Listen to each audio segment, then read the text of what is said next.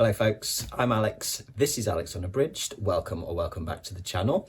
I thought I'd do a tag today.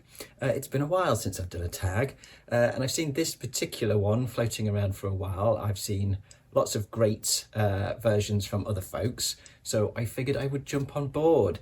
This is the off the shelf tag, originally created by Mike at Bibliophile Reads.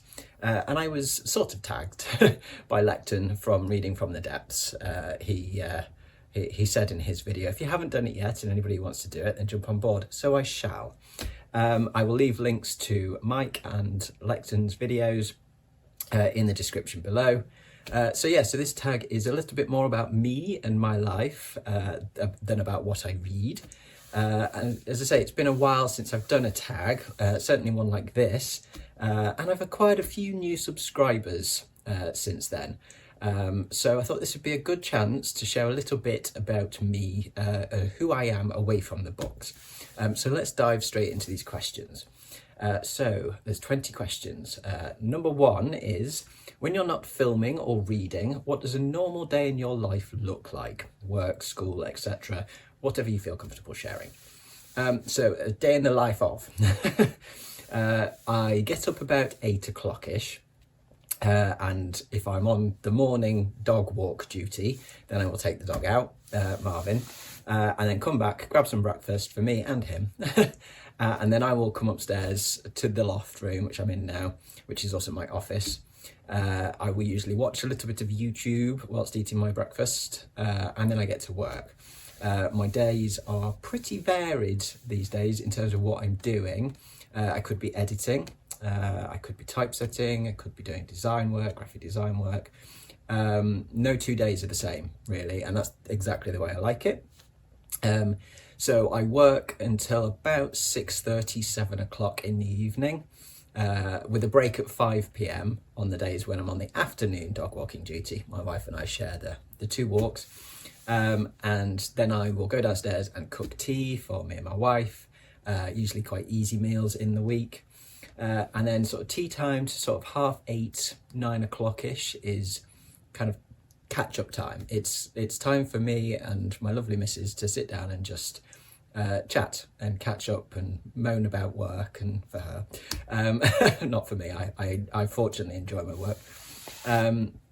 And then after we've had a catch up and stuff, we both tend to kind of plug in our headphones and kind of do our own things, really. We have different interests, so we kind of have a bit of time together, and then we have our individual time. We're in the same room, but we're just plugged into headphones doing different things. So for me, that's usually reading or listening to audiobooks. If I'm reading, I will usually have some music on. If I'm listening to audiobooks, I'll probably be playing some sort of simple game on my iPad just to keep my hands busy so that I can actually focus on the audiobooks. And then at 11 o'clock-ish, I'll probably switch away from reading to playing video games, like properly playing video games with a controller and everything, and probably getting into those. I'll probably do that for a couple of hours, and then watch a couple of YouTube videos before bed, which is I usually go to bed around between 1:30 and 2 a.m. So yeah, that's pretty much that's certainly most of my days, like weekdays. Weekends are probably quite similar, to be honest. I often work at weekends, or I often come upstairs and do kind of other creative things in the daytime. So yes, that's kind of your average day for me. So question number 2 then is, what kind of work do you do? And does it change how you read or what you notice in stories? What do I do first? I am still making a switch from graphic design, freelance graphic design, which I've done for the last sort of 15 years, switching to editorial work, copy editing, proofreading, as well as typesetting, interior book design. So my days are a bit mixed at the moment because I'm still doing some graphic design work.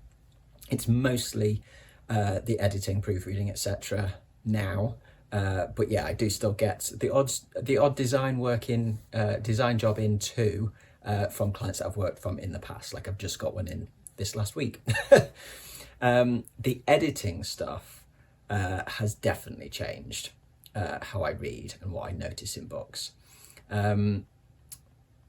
I always picked up on the kind of the editorial stuff, if you like, things like the flow of the prose, style, any errors that might still be in the text, that kind of thing, structure, all that kind of stuff, which is partly, a big part of why the editorial work is a good fit for me and why I wanted to go down that route.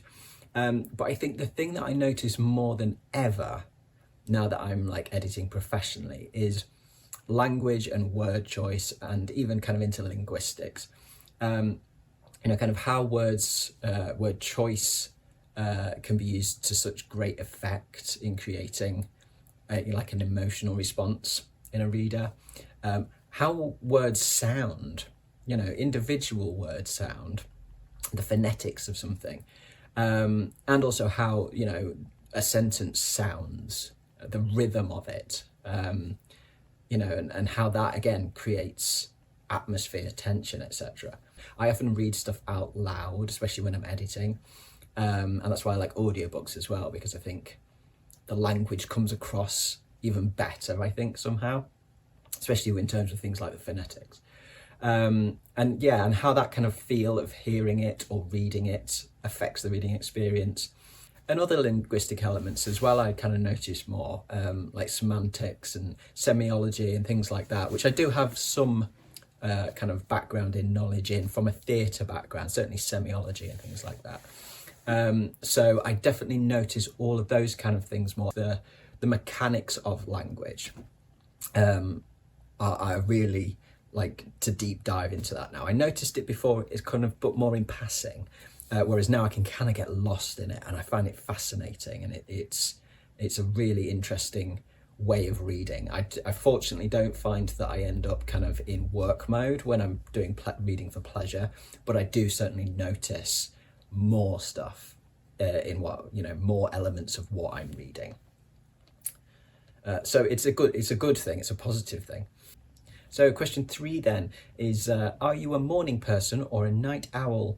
A night owl, absolutely. Instinctively, and all through my youth, I've been a night owl. My best working hours, especially creatively, if I'm writing or trying to do artwork, are between sort of the hours of around about 9 p.m. to 4 a.m. But I can't really do that much these days. Adult life, responsibilities, etc. don't permit it. I have a dog baby. He's not a baby. He's an old man now, but he's the closest to kids that we're ever going to have, and he's my big responsibility, and I need to get up in the mornings at a good time to take him out, and then be around for taking him out in the evenings and spending time with him in the evenings. And spending time with my wife, which obviously I want to do as well in the evenings when she's finished work. So I need to fit most of my work into normal working hours. I do sometimes put the laptop on late at night. Certainly over a weekend I might do.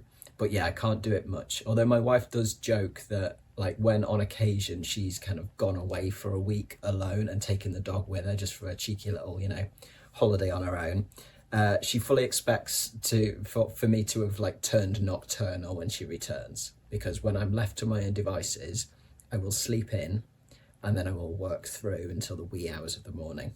But yeah, just can't do that anymore. But I'm in my 40s. I'm a responsible adult now. I'm no longer in my 20s. Okay, question 4 is, do you recharge by being alone or talking to people? Being alone, for sure. I like quiet time. I like talking to folks a lot. I like talking generally a lot. You might have noticed that if you've watched the channel for a while. But it is exhausting to do it too much. It's a lot for my little introvert brain. So I love speaking to people, having long conversations about everything and anything. But then I definitely need like my own time and quiet time, alone time, to just reset and chill out. Okay, question 5 is, what drains you more?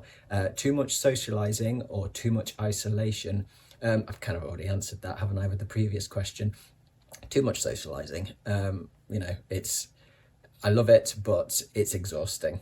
And so, yeah, isolation. I'm not great with being alone, but as long as I've got the internet and access to kind of connect with other people in some manner, I'm fine. But yeah, definitely, certainly going out and socializing, yeah, any amount of that, to be honest, is pretty exhausting. Okay, question number 6 is, what's something that you enjoy that has nothing to do with reading? Gaming, video games. I'm probably more knowledgeable about gaming than I am about books. I've certainly been kind of diving deep into it for longer than I have been like a real kind of seasoned reader, if you like.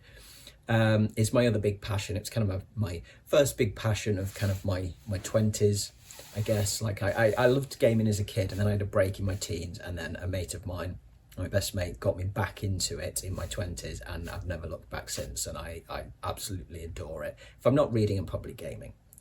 The other thing is hiking, spending time in the outdoors.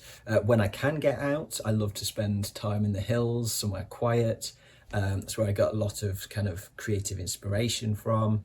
And it's also how I kind of keep my mental health stable. A day in the hills is like pressing like a big reset button for kind of anxieties and stuff that I'm dealing with. And I always feel like so much happier and healthier for spending that time outdoors. And then the other thing, which is sort of connected to reading tangentially, is painting miniature models like Warhammer, that kind of thing. And I do this while listening to audiobooks.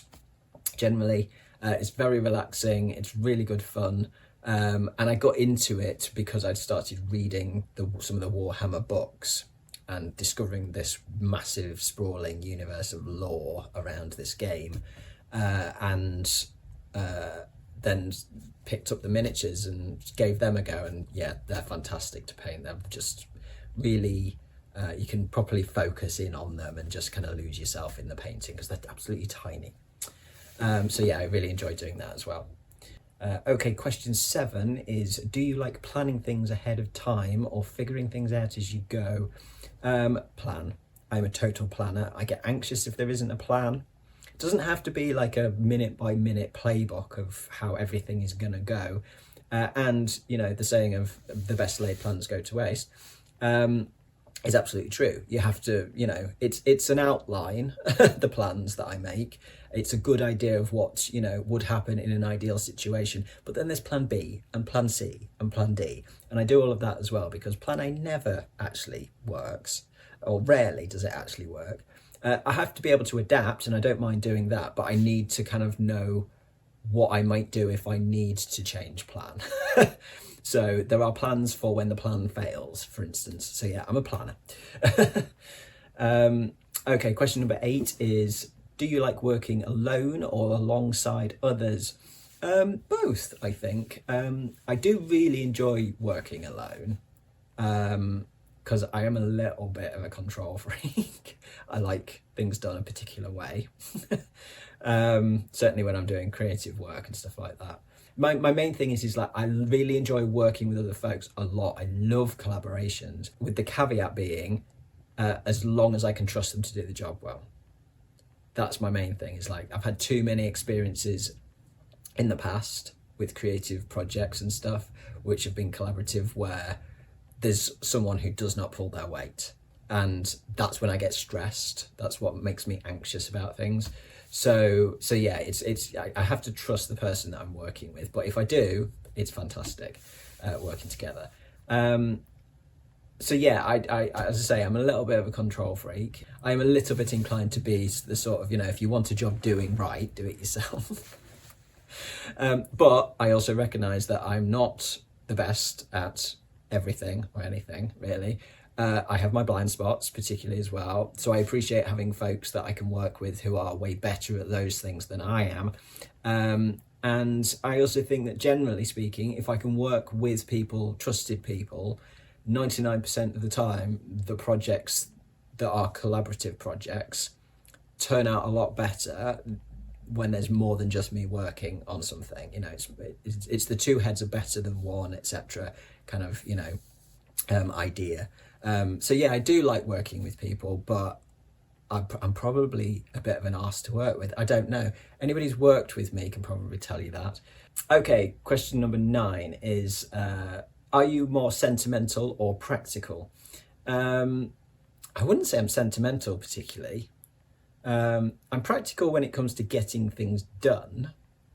Though, I mean, I guess I'd say, if anything, I can be perhaps a little bit overly optimistic or utopian sometimes in my thinking about things.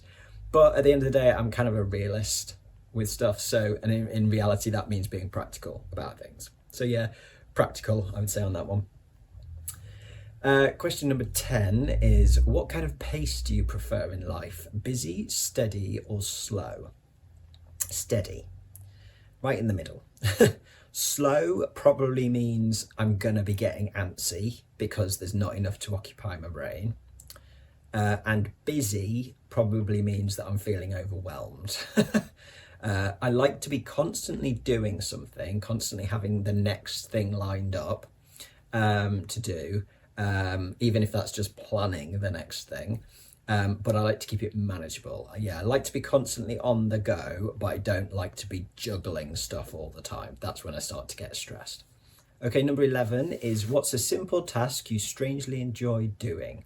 I don't know, strangely is the word, but I really enjoy cooking tea for me and my wife. Just the general, not like cooking as, you know, as a hobby, but like something that just needs doing. Cooking to eat in the week for me and my wife when we've both been at work all day. I'm very much, and was brought up very much with the kind of the idea that food is love. If I can, that's something that I can do. I can cook, so I can, you know, spend time in the kitchen and make something really nice and healthy and enjoyable for both of us that, you know, is good for the soul as much as it is for the, you know, the stomach and the mind and the health and all that kind of stuff. And it's also chill time in the kitchen for me. You know, it's like I can listen to a book or watch a couple of little YouTube videos, booktube videos or something, whilst I chop veg and all that kind of stuff. So it's usually easy meals in the week. It might even be stuff out of the freezer because I batch cook things at the weekends. So, you know, I'll that's another thing I like doing, is just doing a big vat of something, spending a bit of time in the kitchen, chilling out and making sure we've got some really nice, tasty favourites in the freezer ready so we can have easy meals in the week. Yeah, I really enjoy doing that. It's just a really nice, it's one of the really nice kind of, you know, necessary jobs, I would say, chores if you like, that needs doing every day, but I do really enjoy it. Okay, question number 12 is, are you naturally early, on time, or late? Early. Very, very early. I hate being late. And I really don't like it when other people are late either. It's like, that annoys me. But I hate being late myself. It stresses me the hell out. I would much rather be sat waiting somewhere for an hour for an appointment or the start of a theatre show or whatever it is, for a connecting train, whatever it is, than be on the last minute. Being on the last minute is a major stressor for me. So question number 13 is, what motivates you more, curiosity or responsibility? Curiosity, absolutely curiosity. Responsibility just like is. It's you know, it's just kind of, it's a part of life, adult life particularly, and I take it very seriously, my responsibilities, but it's not what I'd call motivating. It's, you know, it's I have a strong sense of duty with it, and it's not like I kind of, you know, resent responsibility at all. You know, it's as I say, it's like, it's an important thing. I take it seriously. But in terms of motivation to do things, I am always motivated by curiosity. I'm motivated by the what and why, is if you like, of something. Okay, question number 14 is, what do you tend to overthink? What helps you feel grounded? What don't I overthink? I'm a chronic overthinker. I really do overthink pretty much everything. I have a general consistent level of anxiety. It's just, that's part and parcel of me. I've learned to deal with it, but it does mean that I just generally overthink everything. What helps me feel grounded? Friends and family. My wife is brilliant because she doesn't overthink things. She's incredibly practical, incredibly pragmatic, very level-headed, and she is absolutely my like tether. But I also have, you know, friends as well who are great at kind of helping me to sort of identify when I'm overthinking and pulling me back from the brink, you know, and they're often friends who do the same thing. And so I think you can recognize it in other people, and you can often, you know, kind of help other people identify it, but not yourself. So you kind of, you know, we work together and stop the general overthinking, or at least, you know, at least acknowledge that we are overthinking, and that's half the problem. So question 15 is, what's something you always notice when entering a room? Where the exits are. Generally. Certainly if it's a public space, a room full of people. So I'll notice how many people there are in the room, what's the general vibe of the space. I don't tend to notice the decor until kind of last, unless it's in a really magnificent space that I've kind of walked into, then I might notice it earlier on. But if it's a sort of a general room, then I will notice it eventually, but it tends to be more like, how do I fit in this space with these people, and how do I get out if I need to? It's like generally what I'm looking at. Question number 16 is, what kind of humour do you naturally use? That's quite a difficult one to answer, I think, because like what I might think, what I might say, might not be what other people might say about my humour. But I would say that my general humour is quite daft, can be edging onto the absurd sometimes. I can be quite dark with my humour. I do like black comedy. I use a fair bit of sarcasm and snark. I used to think my humour was reasonably dry until I met my wife, and I've got nothing on her. She really is dry, very, very deadpan. Even I still can't tell if she's joking sometimes. We've been married 16 years. So yeah, having experienced a real dry sense of humour, I don't know whether mine is particularly dry. I can definitely be sharp, sharp wit on occasion, if I have time to think about it first. I'm not naturally funny in terms of, or I don't think I'm naturally funny in terms of off the cuff. The only way I can do that is if I'm daft with it. That's probably where I'm better with that. Okay, question number 17 then. Do you usually multitask or single task? Single, absolutely single. I used to be great at multitasking, but transitioning changed all that. Testosterone has robbed me of a couple of things. Hair, for one, and the ability to multitask is another. Yeah, I have to focus solely on one task at a time these days, because otherwise I will completely stuff up what I'm doing. Yeah, I need to just devote all of my focus to one thing to make sure that it's done right. Okay, question number 18 is, what's your default reaction to free time? Plan or relax? My default reaction to free time is, oh, I've got free time. I can sit on the sofa and play games or read or what have you. When it actually comes round to having that free time, I will probably end up planning or writing or doing something else, like work-wise. I'm terrible for that, especially because I'm like, you know, freelance and I've got various irons in the fire with projects. I kind of go, oh, I could use that time to get ahead of myself on this, or I could use that time to kind of, you know, mop up these few bits that I want to get done. I'm terrible for that. So my default reaction is do, you know, very little but sit on the sofa and play games, but it doesn't always work out that way. Okay, question 19 is, are you comfortable with silence around other people? Absolutely, yeah. You might not think it for the amount that I ramble on here, but actually I just enjoy sitting in a space with people that, you know, friends and family and stuff, and just being able to just chill and you don't have to say anything, you're just together.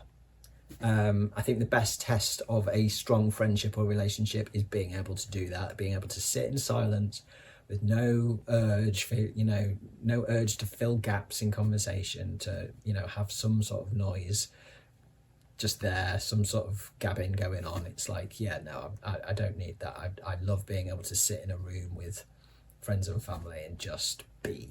It's lovely. Okay, and question 20 then is, do you usually remember conversations or impressions? Conversations. A little too vividly sometimes, I think. My part of my anxiety is like, a symptom essentially of my anxiety is to kind of replay conversations in my head and pick apart all the things that I said that that might have been silly, or might have come across wrong to whoever I was talking to, or whether I read something that someone else said incorrectly and therefore got the wrong impression. And I do that whole kind of like ruminating on things. Even with good friends who know me, I'll go home and I'll replay stuff, and I'll think, oh, I hope they didn't think I meant that, and maybe I should have said this instead, and like all that kind of stuff. So yeah, I do remember conversations. I remember them extremely well, but that's not always a good thing. So there we go. Those are the 20 questions for the off the shelf tag. This one has done the rounds, as I say, quite a bit already. So I won't tag anyone specifically, but just say the usual. If you've not already been tagged and done this one and fancy giving it a go, then consider yourselves tagged. Or if you don't make your own videos and you want to answer any of the questions on this tag, then do feel free to drop your answers in the comments below. But I will leave it there for today. I hope this has been of a little interest and has given you a little peek into more about me away from all the book stuff. Thank you very much for watching, folks, as always. As I say, do drop your comments below. It's always great to hear from you. I will be back anon with some more bookish ramblings next time, though. But from me, for now, that's ta-ra.